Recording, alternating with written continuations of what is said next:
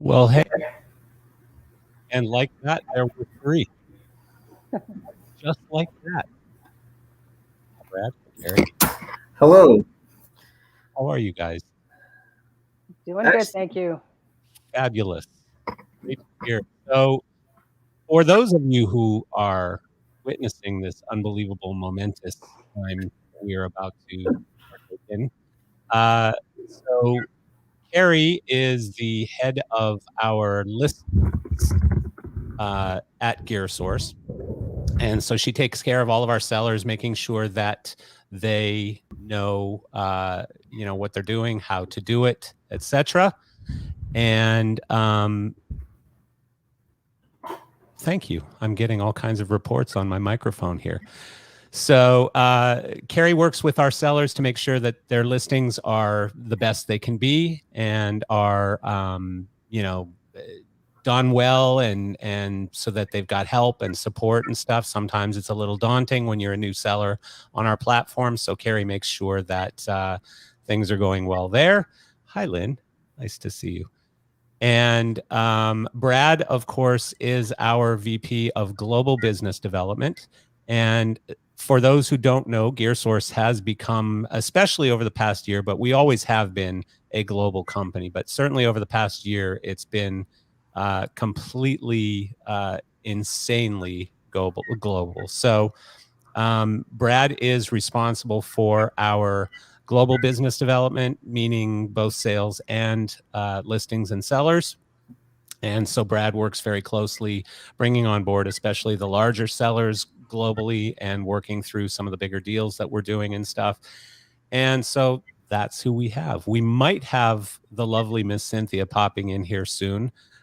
She had a slight life dilemma that she was dealing with. Otherwise she would be with us already. But so yeah, the reason that I wanted to do this and bring this team on board here to talk about it is sort of like crazy season in the equipment supply world, whether we're talking about manufacturers or certainly on the used equipment side as well.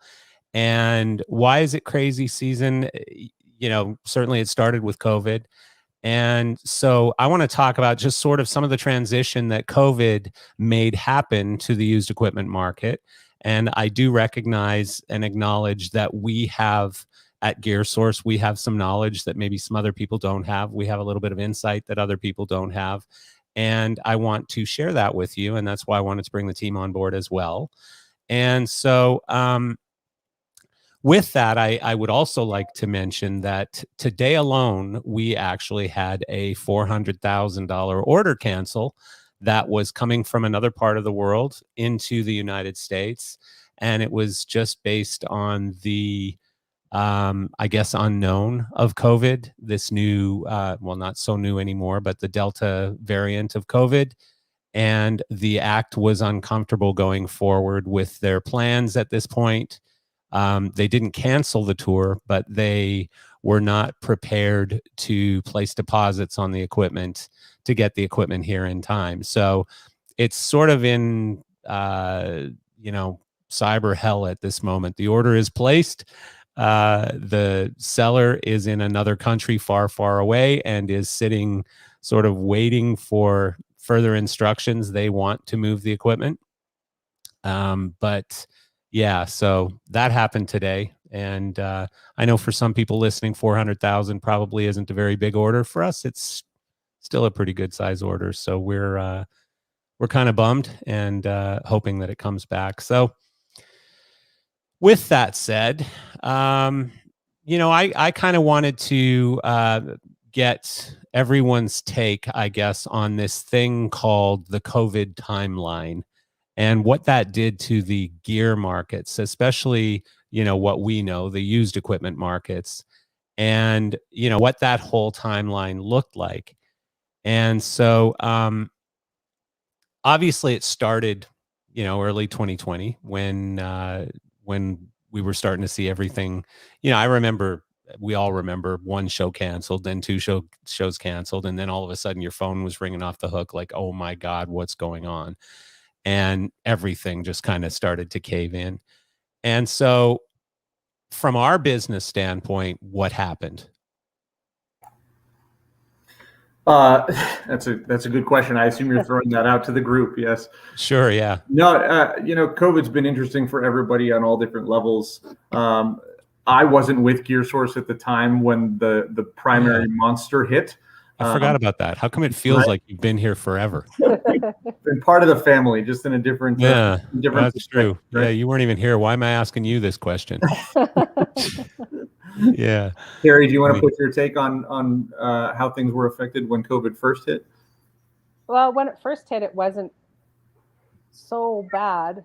We saw a slow decline to start in some of the sales and inquiries coming in.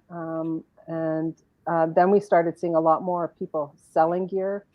Yeah. So the listings and stuff were changing weekly, daily. Yeah, I mean, it quickly became a seller's or a buyer's market, basically. Yeah. Anyone who was still crazy enough to spend a bunch of money on equipment at that point, because I guess early on, there were still sales happening because people thought, oh, this is going to be over by May or June, myself being one of those people, and I very publicly talked about it. I think once you got to like sort of, June, like mid-year, it was starting to be like, holy shit, this is gonna last a while. This thing's sticking around for a little while. So that was when you really saw sort of the diehard buyers. They were like, hey, this is a really good deal, so I'm going to get it, knowing that I have to sit on it probably for 6 months or more before I'm ever going to get to use it. Yeah. And one of the interesting things that happened for sure was when you look at certain types of gear, certain pieces of gear, that's the one that I find most interesting, to just look at things like the MA2. MA2 is such an easy example. But if you look at the timeline, again, going back to early and mid 2000 until now, I remember full-size MA2, Grand MA2 consoles were between $12,000 and $14,000 for a good one. And, I myself purchased an MA2 Lite in a case in very good condition for $10,000. And, I wish I had it now because it's worth every bit of 20, I mean, so that's the weird thing. Like right now we're seeing MA Lights go for around $20,000, $21,000. We're seeing MA2, full blown are what, 24, 24 to 27. Yeah. That blows me away, because that's like, like early 2019 kind of numbers. It's well, and we're in kind of an interesting crossroads of what is causing those kinds of things, because MA is not the only product that we're seeing go up in value rather than down. We had the COVID swing where people panicked, of course, and then we had all sellers and not very many buyers, or only opportunistic buyers. We've now kind of shifted to the other side, but it's very based on what region of the world you're in.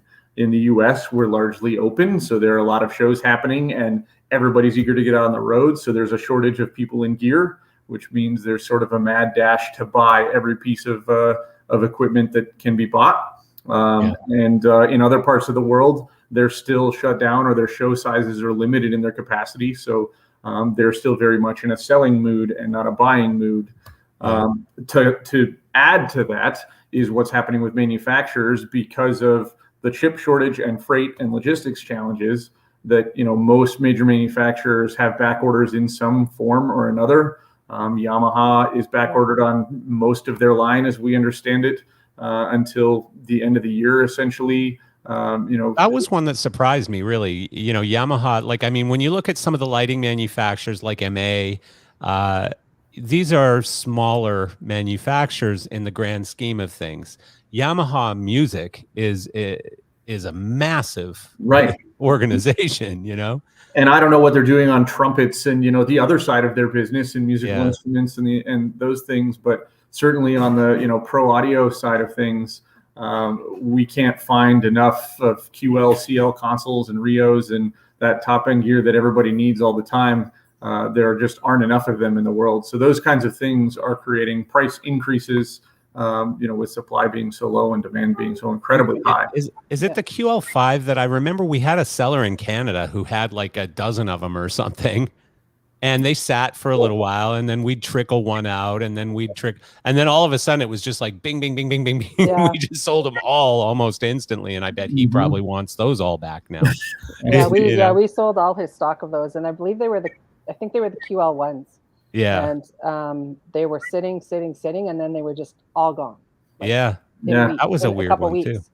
Yeah. I think within a month period, we got, I personally got at least a dozen inquiries for some flavor of that combination of package, and we're still getting them. It slowed down a little bit, but even just today, we got another one for somebody looking for, a couple of CL5s with Rios. So it's an interesting time out there, and there's an expectation from some people that the used market is, of course, got this endless supply of stuff, which is true to a point. But, right now in the US specifically, everybody's in a buying mood and nobody wants to sell anything because they don't have enough gear. So a lot of what we're selling is coming from overseas. And I think we're going to continue to see that trend carry out throughout the rest of COVID, is that as things open back up, moving east again, that, we'll start to see the buyer's market shift a little bit. I'm sorry, the seller's market shift a little bit. So, right now it's heavy in the US.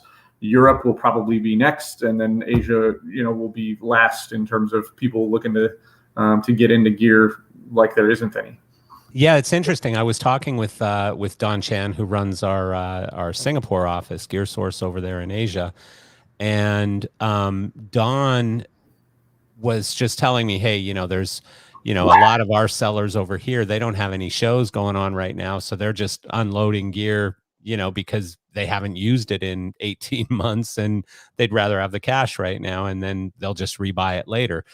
And so that just got me thinking, like, this seller's market in certain parts, which is exactly what you just said, Brad, this seller's market that's happening in certain parts of the world is going to flip at some point. And so it's all just timing. Like the US, like you said, is first because of whatever reason, I don't know, but we opened up the earliest, and we've got a lot of shows going on, and most of them are sticking, most of them are staying out.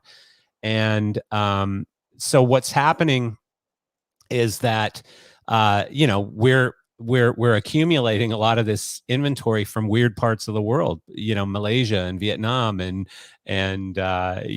different parts of Asia, different parts of Eastern Europe. We've sold a lot of gear from different parts of Europe where they're just not able to do shows right now. So those markets will become sellers again, or buyers again, I should say, at some point, and maybe they'll buy the stuff right back from America that they sold over here. Who knows? I don't know.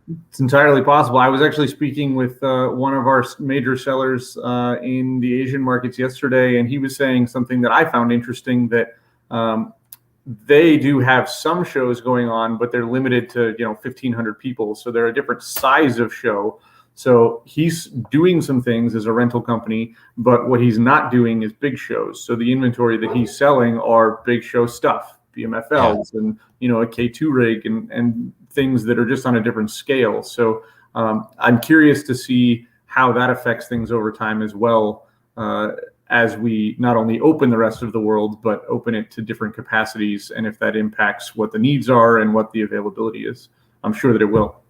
Well, and have you tried to make any sense, either of you, on the idea of Robe gear being so popular right now? Is that just because they are out of stock at the manufacturing level? I think there's some of that. Carrie, what are you seeing is sort of the hot Roby items? I know there are several. What's on your list right now? BMFL, the wash beams. We have mega points that are always in high demand.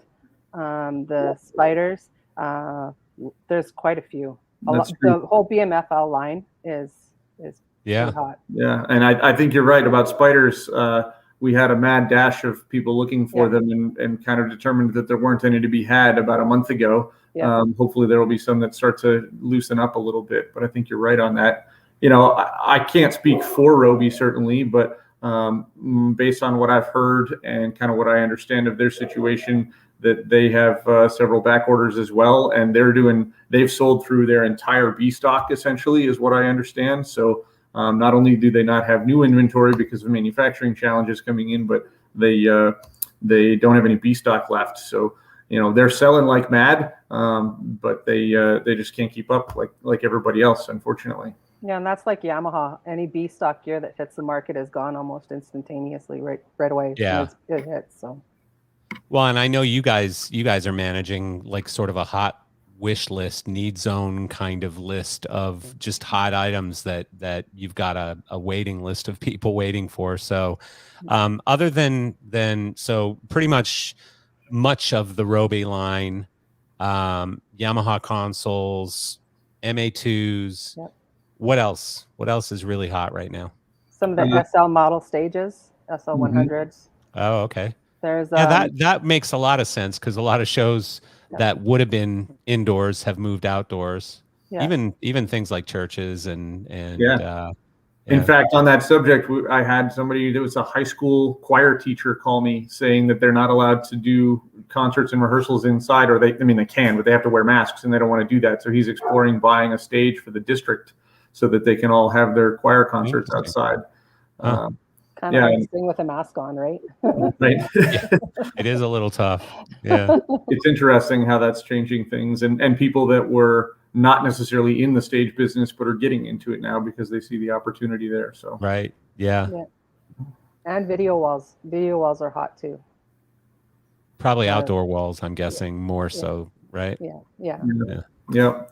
A lot of call for K2 rigs, or not necessarily K2 specifically, but big PA stuff, and generally speaking, in the top that you would expect, acoustics and those kinds of flavors, D&D.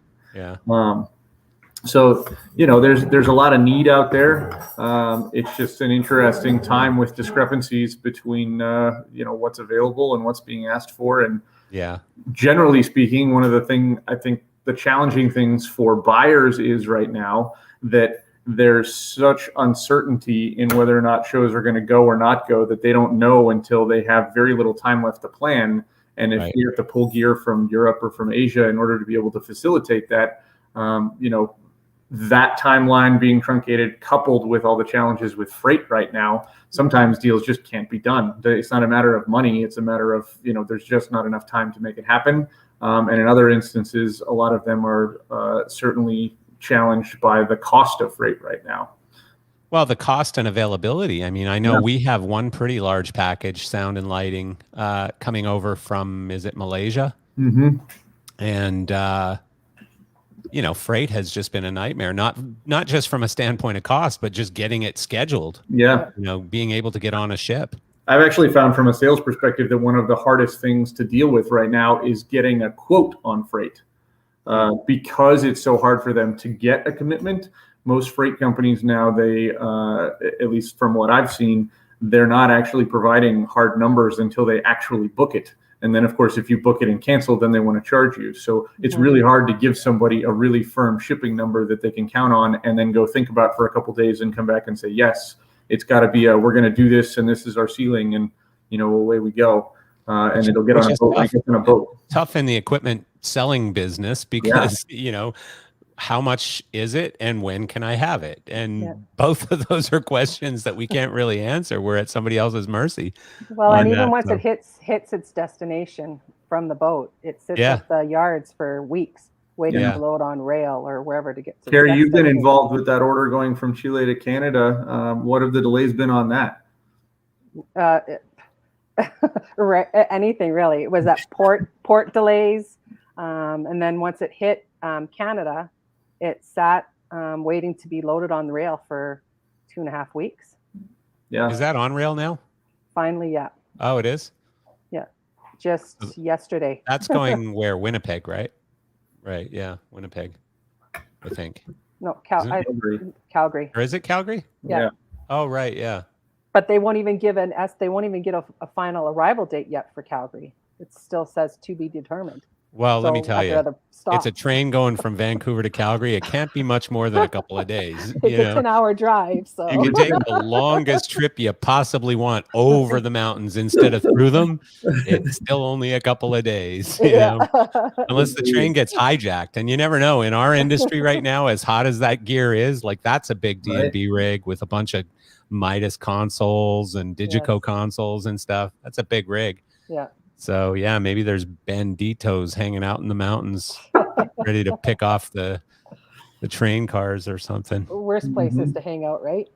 Yeah. No, I mean it's challenging because you know it's such a classic situation of where you have supply over here, whether it's Asia or Eastern Europe, or in this case it was Chile.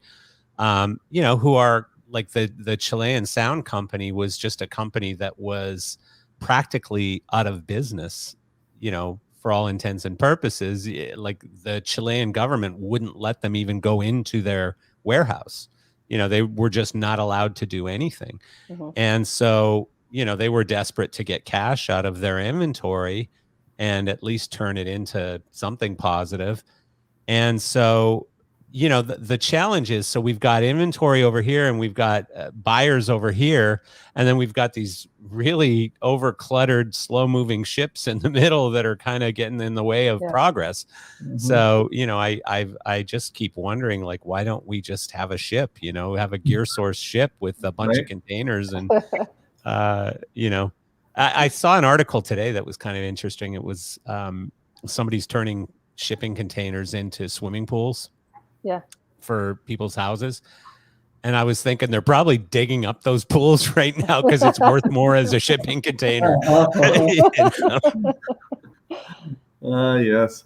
I actually, we had a quote the other day that air freight was cheaper than ocean, which is, are you kidding me? It almost never happens that way, but it's just because it's so volatile right now that they can't tell. And it was the perfect storm of, you know, the right price of gear in the right size category. Oh, that's our COO saying that we're not allowed to buy a ship. So no ships get that idea. No ships, no ship for you. No gear go. That's insane. I can't say I've ever heard of that happening, Brad. No, it's rare, but it did happen the other day. I was very surprised, but that's completely crazy. Well, pardon me. You're fine. Other things, you know, that we wanted to talk a little bit about are where we think this is going to go and what we're hoping, which we've kind of touched on a little bit, but how that's going to flip and what we're going to see in the future. I think something that we've seen some opportunity on, and we hopefully will continue to see more. It's a good side, bad side, but, you know, companies that want to get out for whatever reason or were forced to get out of the industry, of course.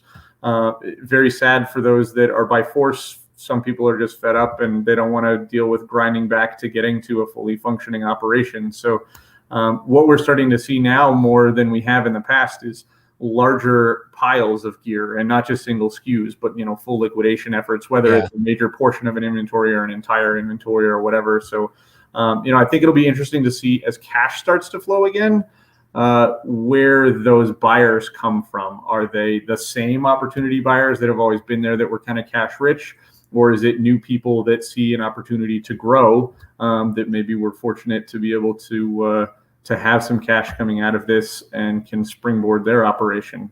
I don't know. We'll see. My guess is it's going to be bananas. You know, the last quarter of this year for us is going to be complete mayhem, because next year, like I read another Rapino interview from Live Nation today, and I can't remember what number he said, but it's like next year is already booked at 150% of 2019 or something. You know, it's insane the amount of acts that are going out from next year until the following year. And, you know, I mean, the horse has left the barn. So it's not like COVID is going to stop this and everything's going to reverse and implode on itself. Yes, a few shows are going to cancel. Yes, a few shows will maybe pause or hold off for a little bit. But for the most part, I think, shows are out there. It's happening. Sadly, you're going to see some of the big convention stuff still kind of tentative or canceling, like the car shows. New York Car Show or New York Auto Show canceled this week, or last week. But, I think for the most part, we're going to see a lot of shows, a lot of tours, a lot of stuff going on next year. And so this year, everyone got a bit of a wake-up call in the first quarter of this year where they were still sitting on their wallets and not ordering stuff, even though manufacturers were saying, guys, get your order in now. If you need this stuff, get your order in now. And, people were like, yeah. And they didn't. And then guess what? Everybody's out of gear. And so everyone was caught with their pants down a little bit. And I think that what we're going to see is end of this year, you're going to see people kind of making up for that and trying to jump ahead a little bit and say, okay, our Robe, BMFL, whatever, gonna still be hot. Let's buy 100 of those things right now. Robe, give me 100 of those things, or 500, or whatever the number is. I think we're gonna start seeing a lot more planned purchases near the end of this year. Yeah. And what'll be curious is we're seeing a lot of trends right now that are large packages being purchased by people. Whether that's motivated by manufacturer back orders or by just, cash flow mitigation, but fixture packages of 100, 120 units, things that are atypical in sort of the used business. So I'll be very curious to see when manufacturers catch back up at some point, because inevitably they will. Will that trend continue, and will people see it as maybe a smart move that you don't have to go buy brand new fixtures for the tour as long as they're in good enough condition to get through the tour? Use them and then resell them, or whatever the strategy is. But that'll be something that I'm excited and a little bit hesitant to see what the results are of it.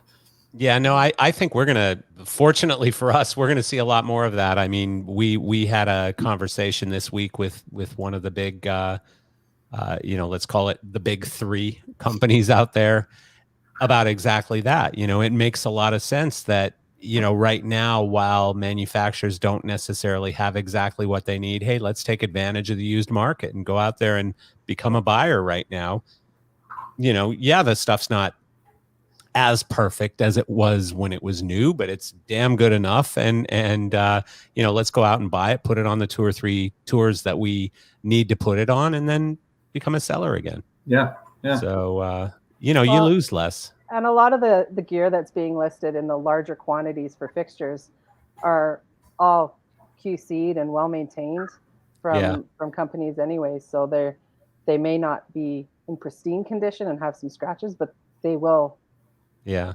That's a good point, Carrie, that, our sellers, we try to be really clear with sellers and to make sure that when everybody's listing something, that it's all really about transparency, right? Nobody expects the gear to be perfect, but as long as you disclose what the issues are so that nobody's surprised on the other end, then they're in a good place. But a lot of what our listings are companies that take excellent care of their gear. It's a lot of those mid-sized companies that have a lot of these listings because they have a decent quantity, but they're selling through their entire stock of a particular SKU. They take really good care of it. And they're, just right now by circumstance able to let it go and getting some decent money for stuff. But it doesn't have to be what some people's expectation is of the used market, that things are in better than good condition in many cases. And there's, not really any difference between buying something used from another well-maintained fleet versus what's been on your shelf as a rental company for the last year. Oh, it's a very good point. Yeah. Very good point. I mean, especially like, we've seen in the past couple of months, especially more 100 fixture purchases than I think we've seen in the history of our company. I mean, it's been crazy how many large companies are coming to us and saying, hey, we need 100 of these, or we need 200 of these, or we need 150 of these. And weirdly, we're able to come up with those lists better than most people. And again, it's the global footprint. It's you're not going to buy 100 BMFL wash beams in the United States right now, but we have multiple sources for them, in other parts of the world. Yeah. So it's also a time thing, right? Too, a lot of people are looking at those big used piles because of cash, but the other side is time too. Like I said, that truncated timetable for shows to be able to get to things, and people are so busy trying to keep up and trying to make up for the lost revenue that they don't have time to go source a bunch of stuff. People don't have time to go chase things themselves. So I've got several customers that, they could buy it themselves. They could go find it themselves, but they just don't have the time or the bandwidth to mess with it. So, we can help them source that and use our, many different resources to be able to do that. No, I mean, again, another point that I'd like to just sort of beat to death, because we've already talked about it, but the timing of all of this and just how it has shifted everything. Again, like imagine if you were sitting on a pile of MA2 consoles right now that you didn't feel good about selling them for $12,000 in the middle of 2020. And now all of a sudden you're getting 25 grand for them or whatever. You feel like a genius. But, this stuff is all pretty predictable. It's all pretty predictable based on what's going on in the market and what's available. I mean, the MA2 is a special case because of the timing for the MA3, blah, blah, blah. It's a bit of a special case, but there's a lot of other stuff out there. The Robe stuff is an interesting one because Robe, I don't know if they just weren't prepared to ramp up their production or what it was. I've never actually asked Burroughs or anybody else that question, but so, this is going to continually shift back and forth from sort of a buyer's market to a seller's market to a buyer's market to a seller's market. And you just kind of have to be ready and willing to follow those markets. And if you're sitting on a pile of gear, that's a very valuable asset. It's also currency. And so, if you are a company who made your living on the New York Auto Show and now that's gone for another year, you might be screwed for the next 12 months, as you're waiting for the auto show to come around again. So look at that currency that's sitting in your warehouse and ask us, talk to Brad or talk to Carrie about a perfect opportunity to price your stuff where, the market's going to need it. And those opportunities are coming. Yeah. I would say, just as a word of caution to anybody that's thinking about that kind of an idea, there definitely is, there's always in the used gear market, people think their gear is worth more than it is, right? That the seller wants more than the buyer is willing to pay. I'd say at the moment, because of what's happening in the market and the demand being so high, that prices are definitely as high as they have been in quite some time. But there is going to come a point to that where it starts to trend the other direction as things start to spread out a little bit more, right? All these shows are happening on top of each other right now because they haven't been able to. But in 6, 8, 12, 18 months, that hopefully will start to be more of a normal schedule, in which case those pricing trends are going to go down. So if you're thinking about selling, now is the better time than waiting to see if the price is going to continue to go up. Start the process now. If it's something that's a really hot item, maybe we'll sell it immediately. If it's something that's not as hot, then it might take 30, 60, 90, or even 180 days.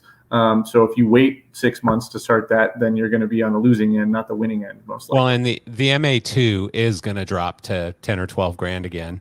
And the MA3 is going to take over at some point. So, again, they got stiffed by some pretty rough timing. The console came out and the software didn't, and then the software finally came out right at the beginning of a pandemic. Nobody had a chance to test it or anything. So no one, designers don't have the confidence level to go out with an MA3 console. So they're taking what they're comfortable with, an MA2, right? And that's what's pushing up the value of MA2s. But it's a false inflation of the value. It's going to go back down, and MA3s are going to take over. It's just evolution. It has to. They're not making MA2s anymore, so something has to take its place. So yeah, I mean, I completely agree with you, and it's not that different from used cars. And I've been reading reports on used cars; they're starting to come down again. Houses are going to come down again. Everything went a little bit nuts. Remember, toilet paper went nuts. I mean, it's a supply and demand and a bit of a hoarding issue as well. And, you know, when you get rid of those components of the situation or of the problem, you know, I think we're going to see some normalcy again. Yeah.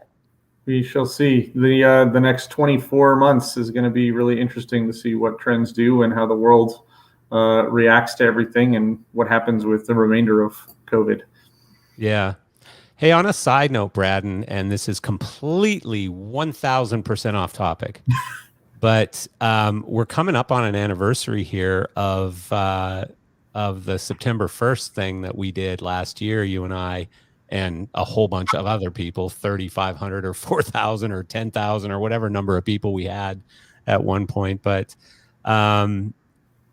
you know, I mean, on one hand, so much has changed in the last 12 months. On another hand, nothing has changed, you know? So I don't know if you reflect on this at all, like what has happened in the last year, what we did a year ago, how crazy that was. You know, we should probably do one of these things and bring in those original 9 people that we put on the board. We should. That September 1st thing. And we should do a little event. It's crazy to think that it's been a year. You know, what you guys did for that event, like the group was amazing. It was no small feat, and certainly not any individual effort. It was a huge team thing. But the fact that it has been a year since that seems impossible. 2020 just didn't happen in my mind, right? But it also seems like it was a lifetime ago because you know, we've moved on to so many things from that. But Lynn, she was part of the team, a big part of the team down in Florida, and many other people. I think our final count. Oh, hey, Bob. Was about 7,000 volunteers were what we estimated that we landed on. Incredible. And, you know, it was a major impactful event. What I think was a little bit disappointing, which I truly feel was really about timing in politics land, was that we didn't get the political movement that we were hoping to get out of it. So I think we sort of lost some steam once we didn't get the traction that we were hoping. But, you know, it was right in front of or on the heels of Ruth Bader Ginsburg, and there were several other things, and of course, you know, the election and all that stuff that sort of overshadowed what was happening from our efforts on the Hill through our channels, that made it a little bit discouraging from what we were hoping the results would be. But what I think was the most amazing about it was the impact that it had on the individuals in the industry and those people that participated. Heck yeah. That was so fun to watch. Just people who had nothing at that moment. They were just so depressed and just down and out. And, you know, it was a terrible moment.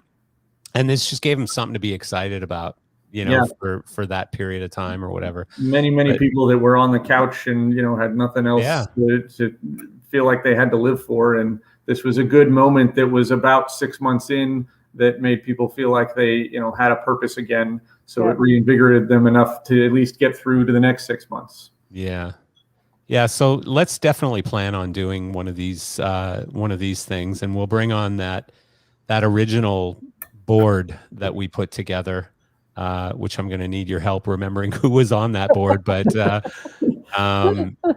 we'll bring that board together, and we'll do one of these things and talk about what went down, because, you know, it was one of the coolest things I've ever been involved in my life. I mean, it really was. It was like just such a moment of, wow, you know, like we're actually doing something here, guys. And absolutely, was it perfect? Did we know exactly what we were doing?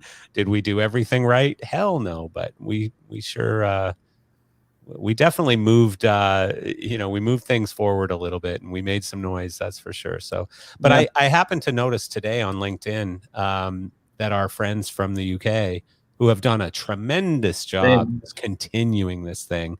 I mean, just a tremendous job. Some of the stuff they've put together is just unbelievable. But I saw today that they said that their original, whatever they call it, their moment of doing something, like when they lit up some buildings. Their lighted red thing originally. Yeah, it was a year ago, I think, today. Yeah, I think so. I think you're right. And they were doing something as an anniversary. I don't know if it was a full-fledged something, but they were doing something, at least a social media something. Yeah. No, I mean, they they, God bless them, the things that they've done. And as you learned, Brad, and I certainly did, it's hard to keep the energy up to do this stuff. It's a thankless gig. Nobody gets paid. Nobody makes any money. Nobody really gets any wins from it. And everyone complains. You're never doing enough. You're never doing it right. You're never doing it to the extent that they would do it or whatever. So it's a tough one, man. It's really hard to stay excited and interested, as important as it is. Yeah, So, yeah. But I can anyways. hope that we can, come out the other side of this and feel like we don't need to do anything of that magnitude to get people's attention again. I think there is starting to be some recognition of our industry outside of just us. Barely. The general public is a little bit wiser. Whether or not they remember, but they're a little bit wiser on the scale of what it is and what it takes to put on events and things. So absolutely, it's funny too that we're getting comments from Lynn Henderson and Bob Harmon, because they were two very active players in all of this. So and our friend Steve Warren just popped in. Yeah. So I mean it's been a really wacky year, and we played our part in all of it, I guess. And so, Steve's mentioning this insurance thing. This is a big deal. It is, and a very, very, very smart move. And I say this cautiously, a smart move on behalf of the UK government to back an insurance program for events, cancellation insurance for events due to COVID or whatever, right? I'm surprised that they had the wherewithal or the thought to do this, because it really is a pretty brilliant move on the part of the UK government. So I wish our government thought of things like that. We don't, but it'll be talked about, and then it'll be talked about some more, and then it will never be enacted upon. But no, you're right, and it's great. And circling that back to the topic at hand. That's going to allow shows to happen. It's going to allow gear to start flowing again, and it's only going to be a positive thing for everybody, both on the rental side and on the sales side. So excited to see what it does. I also saw that they have, I don't know exactly what the terminology is, but something about touring employees are not required to have visas when touring through Europe, because they found some workaround from Brexit, right? Like that was a challenge with things that originated in the UK. Then they would be outside the EU. So then touring through Europe was going to be a difficult. I read an article about that a few days ago that was the opposite of what you're saying. It was still a huge problem. Right. I saw a headline yesterday that they resolved it in some figured it out. That they're removing the need for visas somehow, and I don't know what the stipulations are. Well, if you happen to find that again, please send me a copy of it, because I am certainly curious about that. Yeah, but those are the types of things, of course, coupled with audience size. But those are the types of things that are going to start to allow Europe to turn back on, which will then push our need for gear further east in the world. Yeah, absolutely. Carrie, anything to add before we ditch? No, I don't think so. I'm just anxious and hopeful for shows to be returning. Up in Canada, there's not much going on here. So in Calgary, we had the Stampede, and they had some live shows going on their stages down there, and they went well. Not huge crowds, but still, it was something. So I'm excited for everything to return to normal in that aspect. Yeah. We got Steve going. Finally did something.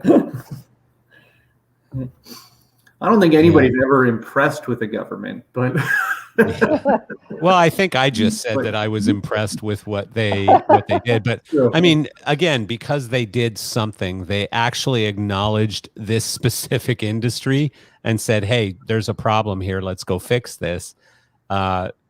Our government hasn't done that. I mean, our government doesn't even know we exist still. So, right. Other than, there's a few people that Strickland has certainly been talking to and stuff who know who we are, but and the ones who get the 1,000 emails a day or 10,000 or whatever it is, you know, when we blast the hell out of them with emails. But yeah. All right, guys. Well, I appreciate you doing this, and I think we should do this again in a few months and talk about some of the new nuances and changes in the industry and in the market. And again, I'm on the inside of this, so I never really think about the fact that we have some special knowledge or special input when it comes to how gear is moving around the world and what the prices are and the values and how things are working in the used equipment market.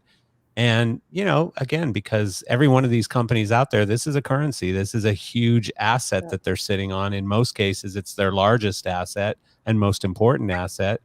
And we happen to know a whole lot about it. So we partner really closely with these big companies and stuff. So, yeah, I think we should keep talking about it. It's an important thing. And I appreciate you guys doing this.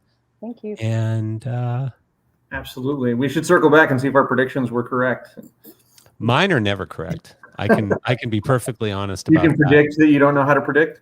Yeah, well, I had this whole day 91 thing that COVID was going to be a 90-day thing, and day 91 was like on the other side of it. And I've just been... It's still coming. Day 91 is still coming.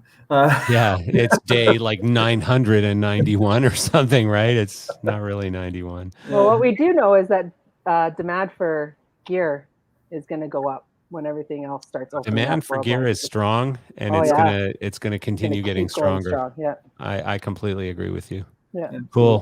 All right, guys. Thanks, Marcel. Thanks for having us on. Yeah. Thanks so much. Have a great night. Thanks.